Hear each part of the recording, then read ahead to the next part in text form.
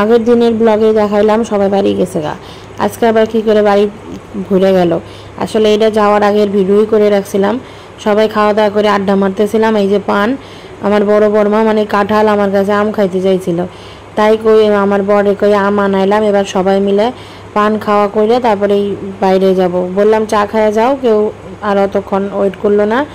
তারপরে বাইরানোর পর আমাকে একটু মধ্যমগ্রামে কাজ ছিল, আমি আর আমার বর এসে গেছি।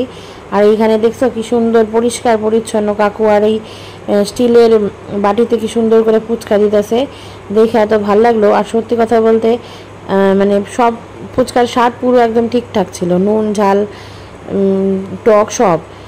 আর এই যে মধ্যমগ্রাম কালীবাড়ি দূর থেকে একটু দর্শন করলাম, ভেতরে যাইতে পারলাম না, এখনো গঙ্গা স্নান হয় না এই জন্য। আর এক প্লেট মোমো খাইলাম। এই মোমোর চাটনিটা ছিল একদম অন্যরকম, এরকম চাটনি আমি কোথাও খাই নাই। এক প্লেটই নিয়েছিলাম, দুজন শেয়ার করে খাইছি। তারপর আমার পেট ভরে গেছে, কিন্তু আমার পরের এখনও পেট ভরে নাই, কয় মুড়ি মাখা খাবো। তাই বললাম তুমি একটাই নাও, আর আমি শাশুড়ি মায়ের জন্য একটু সল্টেড বাদাম নিলাম, মা খুব ভালোবাসে। তারপরে আবার বাড়ি যেতে যেতে কয় আমি বিজন সার স্পেশাল ঘুগনি খাবো। আমি যে খাও, আমি তো স্পেশাল কিছু দেখলাম না, ওই এমনি মটনের বদলে দেখলাম সবুজ মটর বেশি দেওয়া, মানে কাঁচা ওই মটর যেগুলা শুটি আমরা খাই সেরকম মনে হয় মটর দেওয়া।